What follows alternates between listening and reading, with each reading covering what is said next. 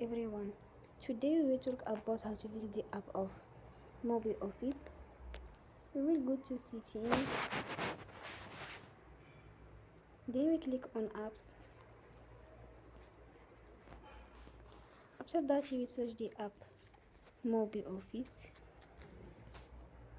and you will click. Then you will on for stop. After that you will go to storage. Then we click on clear cache.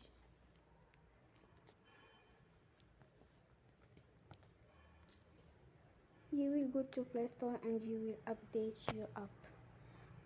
Don't forget to support us